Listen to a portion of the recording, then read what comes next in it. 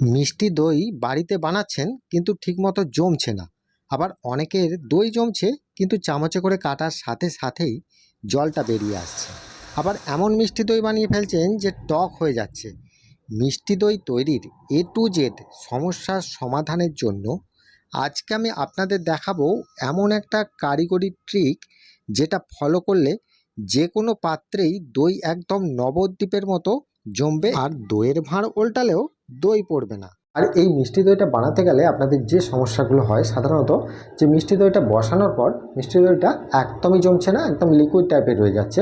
আবার কি হয়, মিষ্টি দইটা অর্ধেকটা জমছে কিন্তু অর্ধেকটা জমছে না। তো বন্ধুরা, এগুলো কেন হচ্ছে? কারণ সাধারণত মিষ্টির দোকানে যে কারিগরি প্রসেসটা আছে, আমরা যে মিষ্টির দোকানে দইটা বসাই সেই পদ্ধতিটা আপনারা জানছেন না। আজকের ভিডিওতে আমি একদম মিষ্টির দোকানে কারিগরি প্রসেসের মাধ্যমে আপনাদেরকে দেখিয়ে দেবো। তাহলে চলুন শুরু করি আজকের এই রেসিপি। তাহলে লাল মিষ্টি দই বানানোর জন্য আমি এখানে একটা মিক্সিং বোল নিয়েছি। এই বোলটায় আমি কি করছি একবার দেখে নিন। আচ্ছা, এখানে দেখুন আমি এই মেজারিং কাপে করে 1 কাপ জল নিয়েছি। জলটা কিন্তু এখানে 250 ml এর মতোই আছে। এই জলটাকে একটু হালকা গরম করে নিয়েছি, কুসুম গরম, আঙুল ডুবিয়ে রাখা যাচ্ছে। এই রকম জলটা আমি এই মিক্সিং বোলের মধ্যে নিয়ে নিচ্ছি। এই জলটার মধ্যে আমি এখানে নিয়েছি দেখুন 1/2 কাপের মতো গুঁড়ো দুধ। যে কোনো ব্র্যান্ডের গুঁড়ো দুধ হলেই হবে। এটা সাধারণত 50 গ্রামের মতোই আছে।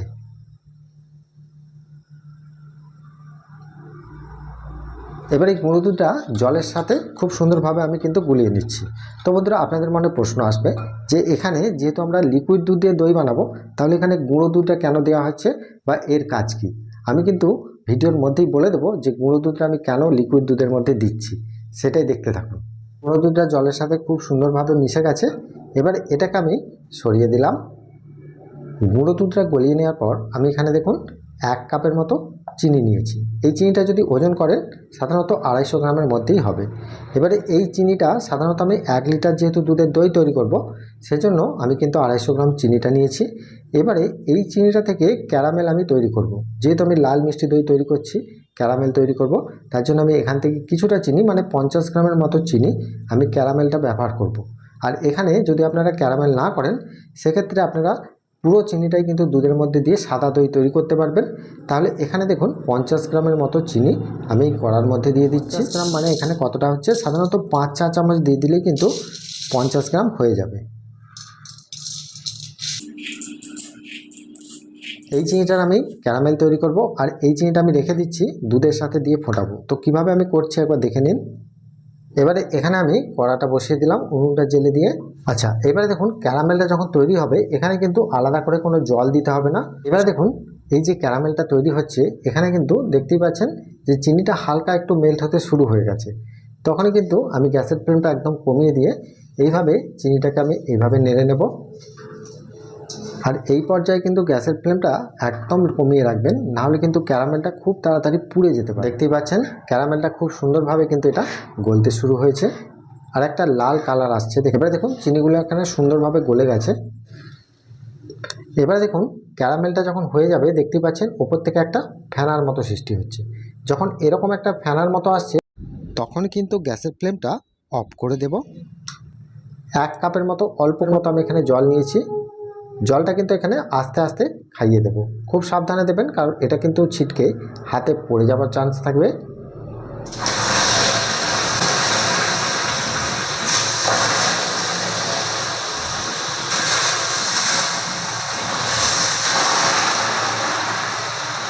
এবারে দেখুন জলটা দিয়ে ক্যারামেলটাকে খুব ভালো করে আমি গুলিয়ে নেব। একদম সুন্দরভাবে তৈরি হয়ে যাওয়ার পর আমি এটাকে একটা জায়গার মধ্যে নিয়ে নিচ্ছি।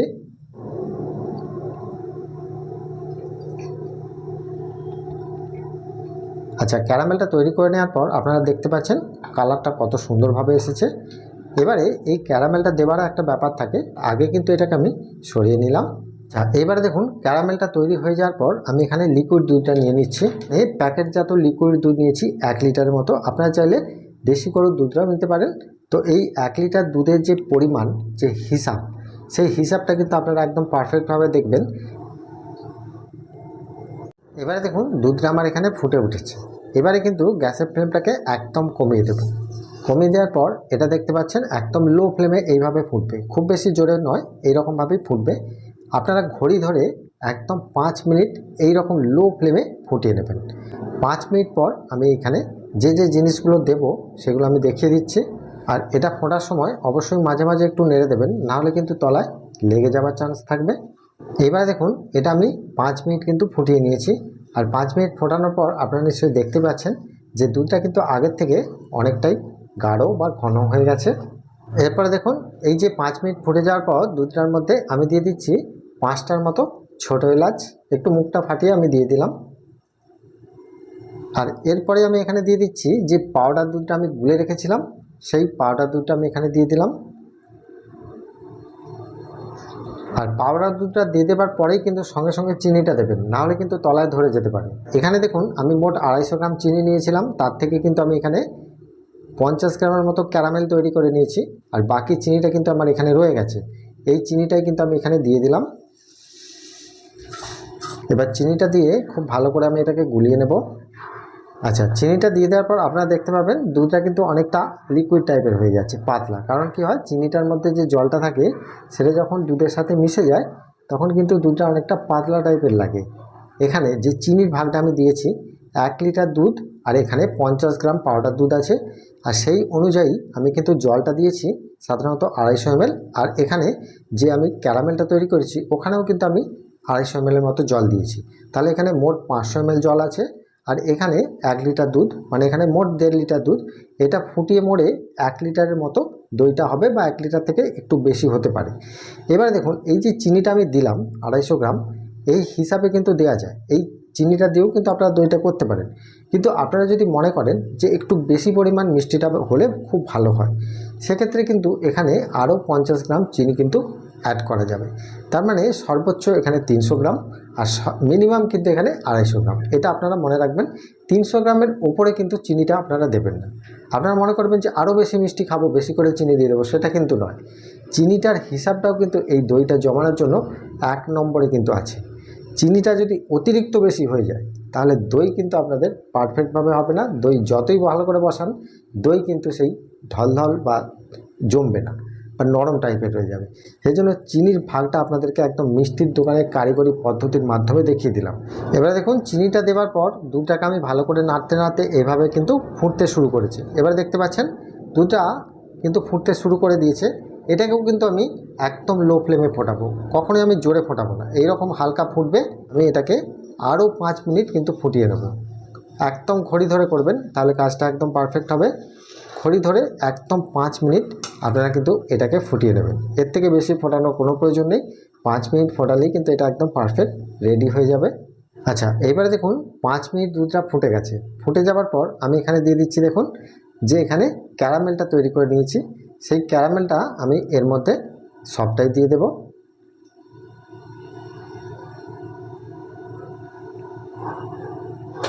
আর এই পর্যায়ে গ্যাসের ফ্লেমটাকে একদম অফ করে দিলাম, কারণ এখানে আর ফোটানোর কোনো প্রয়োজন নেই। দই একদম পারফেক্ট রেডি হয়ে যাবে। তবে এর থেকে যদি আপনারা বেশি পরিমাণ লাল পছন্দ করেন, সেক্ষেত্রে ক্যারামেলের পরিমাণটা একটু বাড়িয়ে দেবেন। দেখুন দইয়ের দুধটা আমার রেডি হয়ে গেছে। এবার আপনাদেরকে আমি বলে দিই যে এখানে পাউডার দুধটা আমি কেন দিয়েছিলাম। শুধু তো লিকুইড দুধ দিয়েও বসাতে পারতাম। দেখুন এখানে শুধু লিকুইড দুধেও কিন্তু বসাতে পারবেন, তার ভাগটা কিন্তু একটু আলাদা। সেক্ষেত্রে কী হয়, দইটা অনেক ক্ষেত্রে বসতে অসুবিধা হয় বা অনেকের সমস্যা হয় শুধু লিকুইড দুধের বসালে। আর এখানে যেহেতু আমি এখানে পাউডার দুধটা অ্যাড করেছি একটাই কারণে, সাধারণত আপনারা বাড়িতে যাতে খুব সহজে দইটা বসিয়ে নিতে পারেন, সেজন্যই কিন্তু আমি এখানে পাউডার দুধটা অ্যাড করে আপনাদেরকে দেখাচ্ছি। দুরকমভাবেই কিন্তু দই করা যায়। পাউডার দুধটা দিলে দইটা কিন্তু খুব সুন্দরভাবে একটা জমাটি ভাব আসে। আচ্ছা, দইয়ের দুধটা রেডি করে নেওয়ার পর এই গরম অবস্থায় একটু এইভাবে একটা চাটুয়ে করে এখানে 1 মিনিটের মতো একটু ফেটিয়ে নেবেন। আর ফেটিয়ে নিলে দেখতে পাবেন যে ওপরে একটা খুব সুন্দর ফেনার মতো হচ্ছে। এই ফেনাটা সাধারণত মিষ্টি দইয়ের ওপরে দেখবেন একটা ক্রিমের মতো বসবে, সেজন্য কিন্তু এটা করে নিতে হয়। আর এরপরে দেখুন এই যে ফেনাটা আমি এখান থেকে 1 চাটুর মতো এখান থেকে ওপরের অংশটা আমি নিয়ে এখানে একটা বাটির মধ্যে আমি নিয়ে নিলাম। এরপরে এটাকে আমি ঠান্ডা হতে দেবো। মানে কতটা গরম বা ঠান্ডার মধ্যে দইটা বসাতে হয় সেটা আমি বলে দিচ্ছি, তার আগে এটা আমি সরিয়ে দিচ্ছি। এবারে এতে আমি দিয়ে দেবো দই বসানোর জন্য দইয়ের সাজা বা দই বীজ যেটা বলা হয়, সেটা সাধারণত আমি এখানে মিষ্টির দোকানের 100 গ্রাম মিষ্টি দই কিন্তু এখানে ব্যবহার করব দইটা বসানোর জন্য। তো দেখুন আমি এখানে দিয়ে দিলাম। এখানে পুরো 100 দইটাই আমি 100 গ্রাম দইটাই পুরোটাই কিন্তু আমি এখানে দিয়ে দিচ্ছি। দিয়ে দেওয়ার পর এটাকে খুব ভালো করে একটু ফেটিয়ে নিতে হবে। এটা দিয়ে আমি খুব সুন্দরভাবে কিন্তু এটাকে ফেটিয়ে নিয়েছি একদম ক্রিমের মতো করে। এবার আপনাদের মনে প্রশ্ন আসবে যে এখানে দই বসাতে গেলে যে দই বীজ বা দইয়ের সাজা ব্যবহার করে সেটা আসলে কি জিনিস, বা মিষ্টির দোকানে কি সেটা কি আলাদা কোনো একটা জিনিস পাওয়া যায়? কিন্তু দেখুন আমি আপনাদেরকে একটাই কথা বলবো যে এখানে দই বীজ বলে কোনো জিনিস হয় না। সাধারণত আপনারা মনে রাখবেন দই বসাতে গেলে সেটা টক দই হোক আর মিষ্টি দই হোক, দই বসাতে গেলেই একটা দই ব্যবহার করা হয়। সেই দইটাই কিন্তু এখানে দই বীজ বা সাজা হিসাবে ব্যবহার করা হয়। এখানে আলাদা করে কিন্তু কোনো দই বীজ তৈরি করে রাখা হয় না সেটা দিয়ে দই বসানোর জন্য। সাধারণত যে কোনো দই হলেই কিন্তু হবে। আচ্ছা, আপনাদের মনে প্রশ্নও থাকতে পারে যে এখানে সাধারণত মিষ্টি দই বসাতে গেলে কি মিষ্টি দই ব্যবহার করা হয়, টক দই কিন্তু ব্যবহার করা যায় না? অবশ্যই টক দই দিয়েও কিন্তু আপনারা মিষ্টি দইটা বসাতে পারবেন। যদি আপনারা টক দই দিয়েও এই মিষ্টি দইটা বসাতে চান তাহলে সেক্ষেত্রে মিষ্টি দইয়ের সাজা দিলে 100 গ্রাম আর টক দইয়ের সাজা দিলে 50 গ্রাম, এইটা মাথায় রাখবেন। কারণ দেখুন খুব বেশি পরিমাণ টক দইয়ের সাজা দিয়ে দেন তাহলে কিন্তু দইটা টক হয়ে যেতে পারে। মিষ্টি দইয়ের সাজাটাকে আমি খুব সুন্দরভাবে ফেটিয়ে নিয়েছি আর দেখতেই পাচ্ছেন একটা ক্রিমের মতো হয়ে গেছে। আর এই অবস্থায় এটাকে আমি সরিয়ে দিচ্ছি।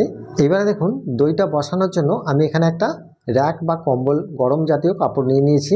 এতে করে কী হয়, দইটা খুব ভালোভাবে বসবে, সেজন্য কিন্তু এটা অবশ্যই তলার মধ্যে দিয়ে রাখবেন। এরপর আমি এখানে নিয়ে নিচ্ছি দইটা বসানোর জন্য একটা এরকম ডেচকি। এরকম একটু ধার উঁচু ডেচকি নেবেন, তাহলে কী হবে এটা ঢাকা দিতে পারবেন। প্রেসার কুকারের ভেতরেও কিন্তু দইটা বসাতে পারবেন। এরপর আমি এখানে নিয়ে নিচ্ছি দেখুন দুটো মাটির ভাঁড় দই বসানোর জন্য। আপনারা চাইলে মাটির ভাঁড়ের পরিবর্তে যে কোনো বাটিতেই কিন্তু দই বসাতে পারেন, সেটা কাঁচের বাটি হোক স্টিলের বাটি হোক, সেটা আমি আপনাদেরকে আজকেই দেখিয়ে দেবো কীভাবে করতে হয়। তার আগে দেখুন এখানে আমি দুটো মাটির পাত্র নিয়েছি। আর যদি মাটির পাত্রে দই বসান সেক্ষেত্রে আপনারা অবশ্যই মাটির পাত্রটাকে মুছে ব্যবহার করবেন, ধুয়ে নয়। অনেকেই ভুল করেন যে ধুয়ে ব্যবহার করেন, সেক্ষেত্রে অনেক সমস্যা হয়। আমি টক দইয়ের ভিডিওতে কিন্তু একদম বিস্তারিত মাটির ভাঁড়ের যে প্রসেসটা সেটা কিন্তু বিস্তারিত দেখিয়েছি। আর এখানে দেখুন স্টিলের একটা বাটি নিয়েছি দই বসানোর জন্য। স্টিলের বাটিতেও আমি আজকে দই বসিয়ে দেখাবো। আর একটা নিয়ে নিচ্ছি কাঁচের বাটি, এটাতেও যে দই কত সুন্দর বসে সেটাও আপনারা আজকের ভিডিওতেই দেখতে পাবেন।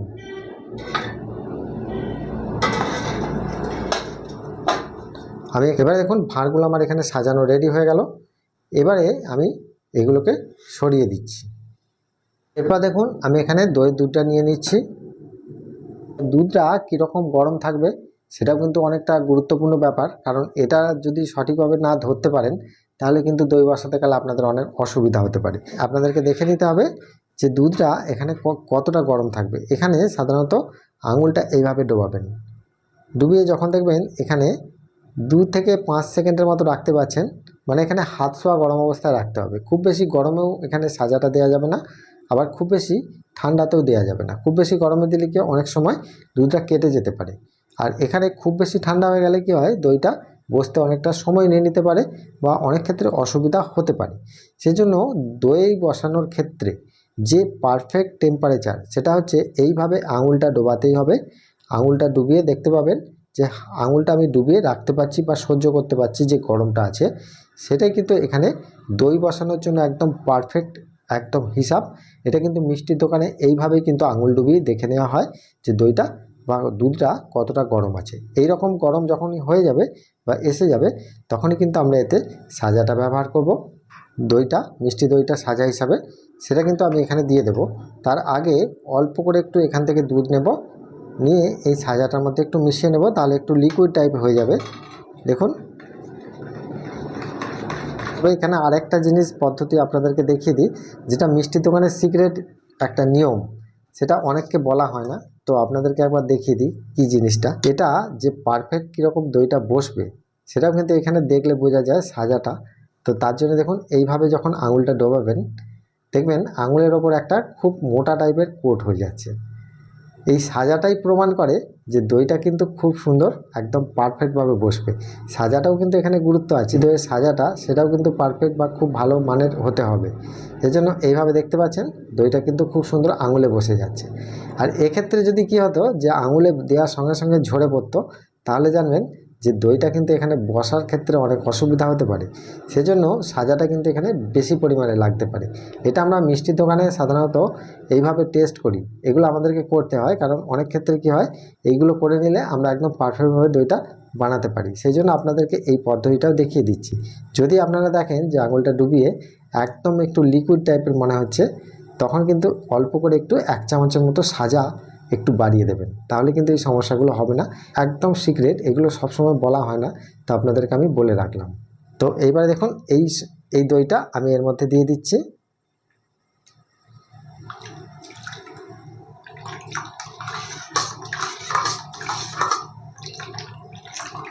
সাজাটা দিয়ে দেওয়ার পর এটাকে আমি ভালো করে একটু গুলিয়ে নেব।